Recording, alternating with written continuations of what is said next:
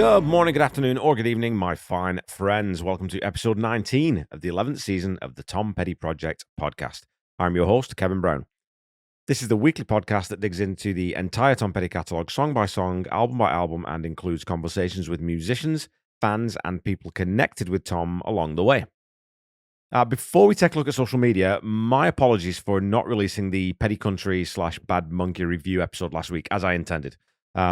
Time just got away from me. I had a whole bunch of things going on, and I wasn't able to get to the editing until yesterday. So that will be dropping this Friday rather than last. So again, apologies for that. The other thing I wanted to quickly discuss was the recent halftime performance at this past weekend's Super Bowl. It seems to have been quite divisive, and I'm always curious about why that would be. After all, it's a short, usually, 15-minute set in the middle of a sporting event, but it, for some reason, seems to really polarize people. I'll also say off the top that I didn't watch the game. I was busy I went out for a fantastic 10-mile walk. Then I made pizza stuffers for me and the kids and went on to record an episode of an upcoming new podcast devised by my good friend and podcasting genius and co-host of the Ultimate Catalog Clash, Corey Morissette. So seeing social media blow up about the performance piqued my curiosity, as it usually does with music. I should also say that I've heard of Kendrick Lamar, but I wouldn't have had the first clue what he looked like or what any of his songs sound like. I don't listen to rap and hip hop, and I don't look down my nose at it. It's, obviously it's just as valid an art form as rock and roll, and really comes from the same spirit of rebellion and pushing back against authority and convention that rock and roll does. The cold hard fact is that it has replaced rock and roll in the mainstream in recent years, and tens of millions of people connect with it on an emotional, spiritual level in just as deep a way as our generation does with rock and roll. I'll also say that this is the first I've heard that Mr. Lamar has some sort of feud with Canadian rapper Drake, whose work I also don't know and have never been inclined to explore. It does seem, from what I can gather though, that Kendrick Lamar definitely holds the moral high ground in that particular rivalry. Anyway, on to the Super Bowl halftime. I have to say that against all my expectations, I found it absolutely fascinating and utterly compelling.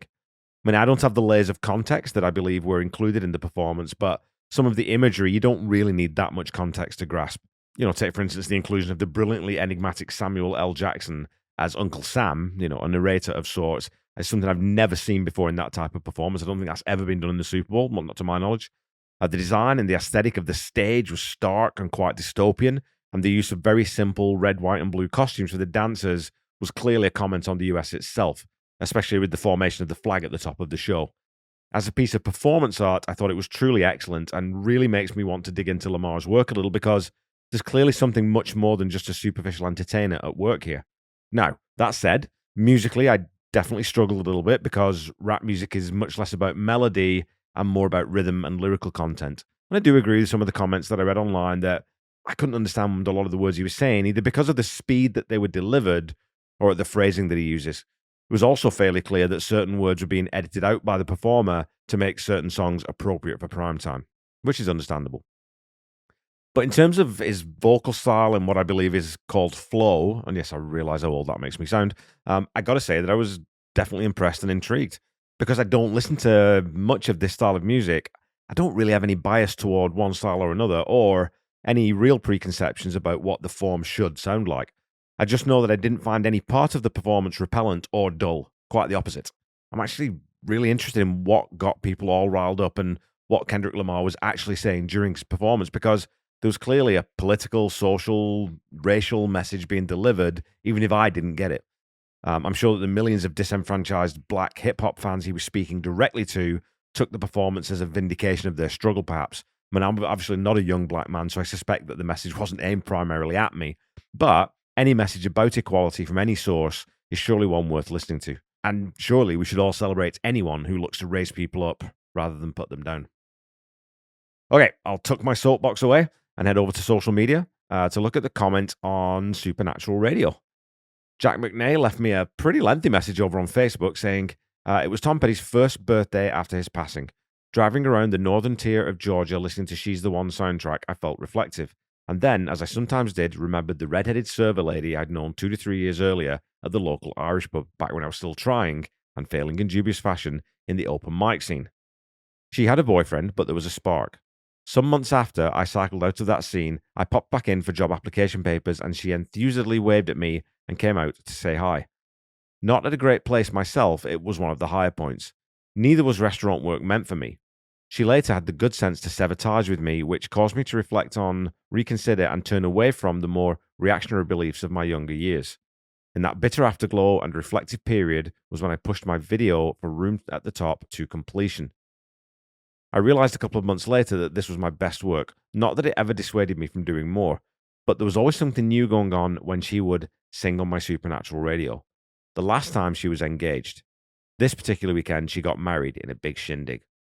All my imagining of a scenario where I got the band together and played the Echo album to an audience of one was put to naught. Happy for her. I'm never truly happy. Song was recorded 20 years to the day after American Girl, when Tom Petty was at his personal nadir, and yet transcends the low moment. To sum up the song, I'd suggest everything that goes into the feelings one has for another person placed into the perspective of the low ebb of one's life. Replete with the chiming swells of Ben Montench's keyboards, it gives that yawning, aching feeling that so sums up the raw of love. 10 out of 10, song and woman. Well, it's quite the tale, Jack. I do hope you still perform at open mics or even karaoke, and I also hope that you do find moments of happiness and hold them dear to you, however fleeting they may be. And I'll put a link in the episode notes to Jack's video for Room at the Top, so you can go check that out. The wonderful Mark Lindsay wrote, Kevin, first a comment I love about critics in general. A critic is someone who comes onto the battlefield after the battle is over and shoots the wounded. I think the paper sent over the person from the food section to fill in that day on music. Truly some sloppy work. Why they used to call papers fish wrap. Second comment is, my daughter has a master's degree from UCLA in screenwriting. I will get her to work on the treatment ASAP for Sad Baboon. Oh yes, the song is the third topic. Reminds of how what people call a hidden track would be many bands' best work. I know you had some notes on the Mike Campbell section, but I love the solo, and it reminded me of how both Benmont and Mike always did what was right for the song. Supernatural Radio made me think about telepathy in a romantic relationship, and the song is a hidden gem. And dude, I hear you regarding critics, but I have to tread very delicately on that particular ice, don't I? Being well over 400 episodes into a podcast career that almost exclusively revolves around, I hope, is a journalistic approach to music criticism and appreciation.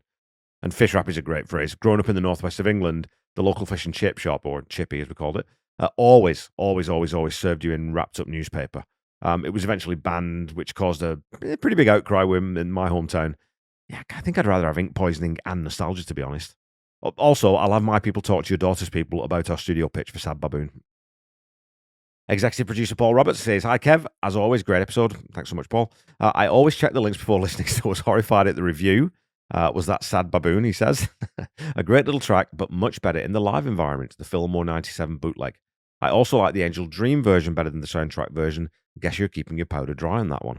Album version 8, bootleg 9. And yes, Paul, my powder is in a nice watertight container just waiting to be used. Have no fear. To finish up, over on Instagram, Lisa Kelly Pennington has guessed 7 correct scores out of the 9 songs I've done so far on this album, including this one, and commented, It's a good thing I was in the weight room by myself because first I was caught off guard by your comment about my 8 ranking and laughed very loudly, and then my jaw dropped at the album review. Luckily, no one saw. I'm admittedly not as familiar with this song. I don't dislike it, but it is a bit different, and I have to be in the mood to listen to it. But I got it, so I'm at 7, 1, and 1. Yeah, and it really is quite different, isn't it? That's been one of the revelations of this catalogue for me. Every time I think I've heard all the different types of songs in Tom's arsenal, he'll pull something like Supernatural Radio out and surprise me. It's a wonderful treat. It's a wonderful thing to be able to go back and be surprised. All right, anyway, thanks as always for all your wonderful comments. It's probably time for us to start. I've been whittering on for ages, haven't I? It's probably time to start talking about this week's song. So let's head down to California.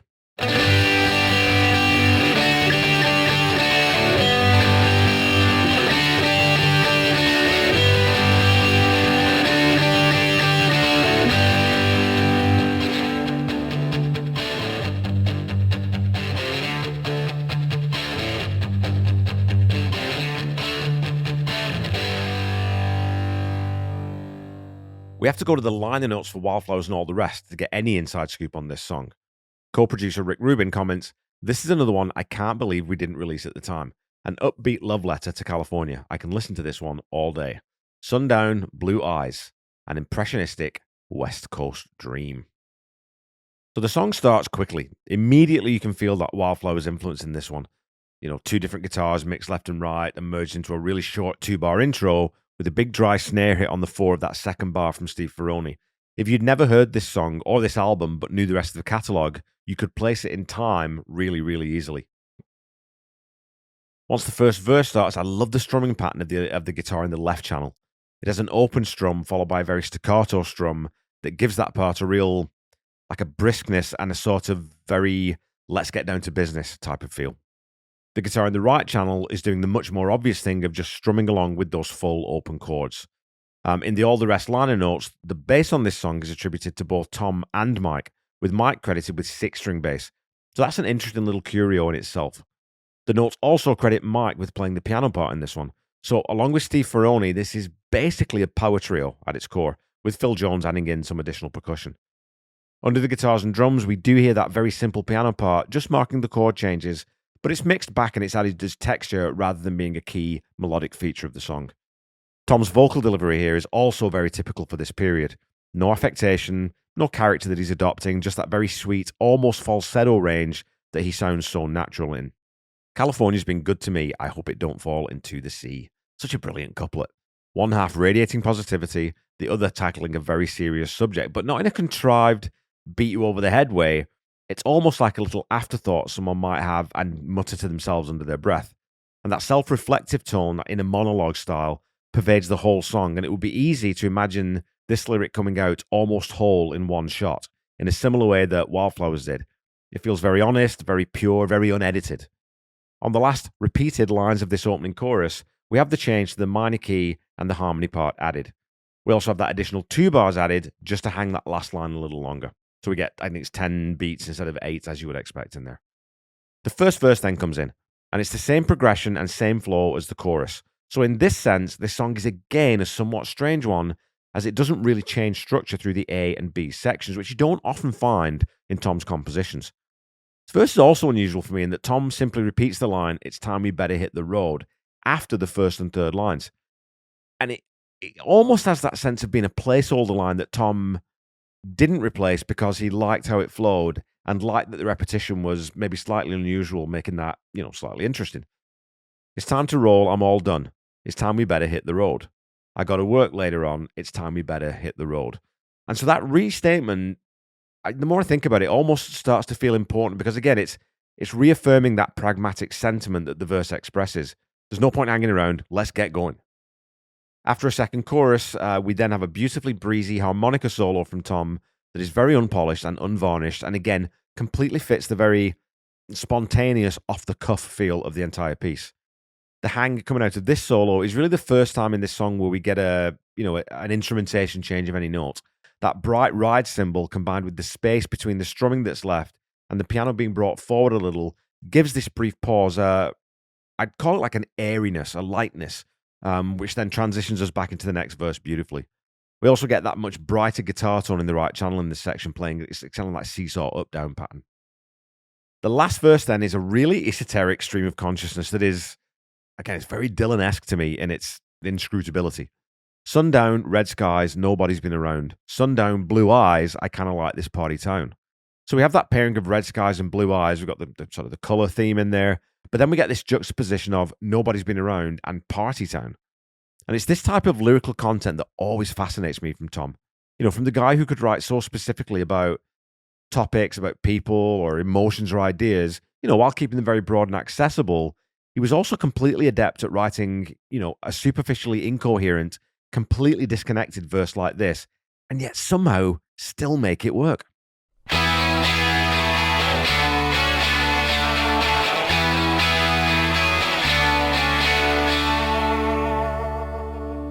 All right, folks, it's time for some petty trivia. Your question from last week was this: how is Songs and Music from She's the One certified by the RIAA? Is it A, silver, B, gold, C, platinum, or D, diamond? Well, 1993's Greatest Hits is the only record the band ever had go diamond, being certified at that level on November 13th, 2003. That stunning collection of top shelf hits is currently 12 times platinum in the US, as well as being certified platinum in the UK and in New Zealand. Tom had a further 7 albums certified platinum: Down the Torpedoes, Hard Promises, Southern Accents, Full Moon Fever, Into the Great Wide Open, Wildflowers, and Playback. Gold certified records include the self-titled debut, You're Gonna Get It, Long After Dark, Let Me Up I've Had Enough, Echo, Highway Companion, and songs and music from She's the One. There is, of course, no such thing as silver certification in the US, even though we do have it in the UK. Your question for this week is this: which team won the Super Bowl at which Tom and the Heartbreakers played the halftime show? Was it A, the New England Patriots, B, the Pittsburgh Steelers, C, the New York Giants, or D, the Los Angeles Raiders?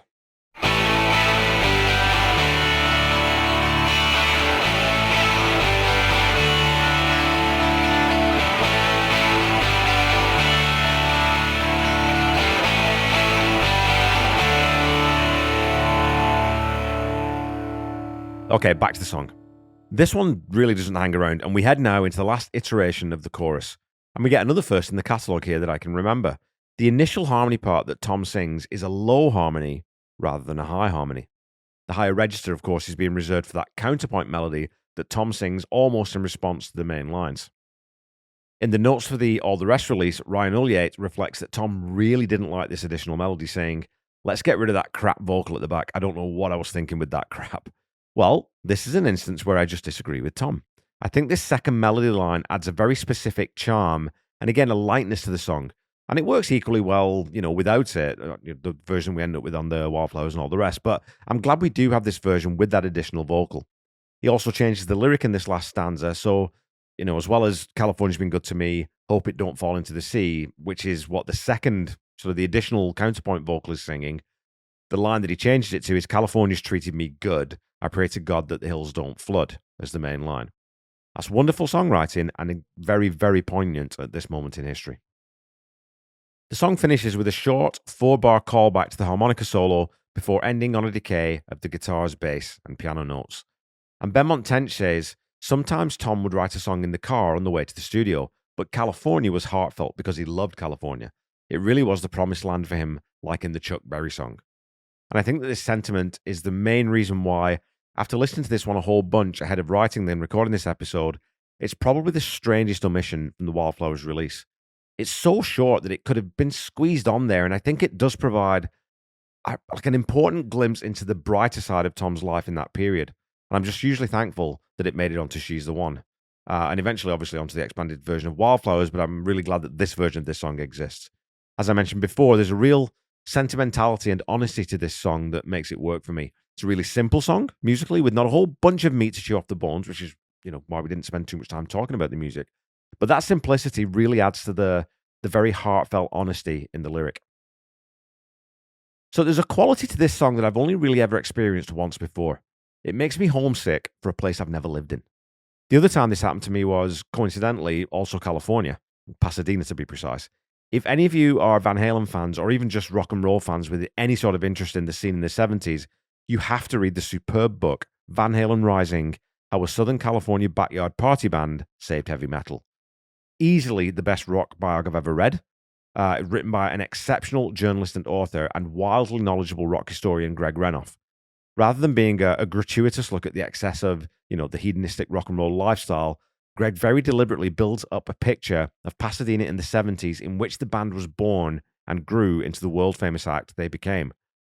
The book actually ends with the release of the first record, and Pasadena and the Californian rock and roll scene becomes a central and hugely important character in the entire story. Perhaps nowhere else could this story have come together in the way it did, the place being as integral to the music and the image of the band as the musicians themselves. Well, this song, California, in 2 minutes and 38 seconds, leaves me with that strange sense of nostalgia and affection for a place that doesn't shape any part of my life. You almost get that sense of promise and opportunity that California held for the early settlers, seeping through the words and music that Tom delivers.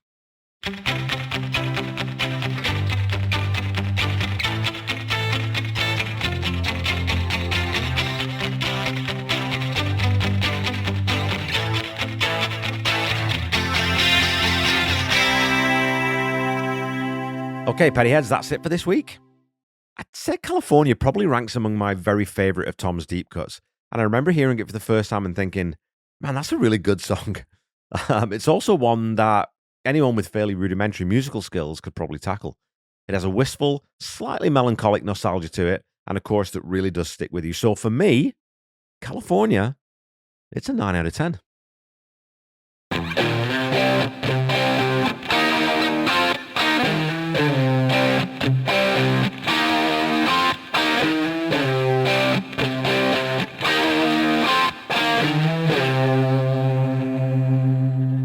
Tom Petty Project is a proud member of the Deep Dive Podcast Network. Go check us out at deepdivepodcastnetwork.com.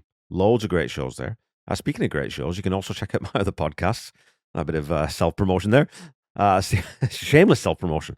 Seaside Pod Review, a Queen podcast that I co-host with my great friend Randy Woods, and the Ultimate Catalog Clash that I co-host with another great pal, Corey Morissette. We just finished wrapping up Huey Lewis and the News' Sports album.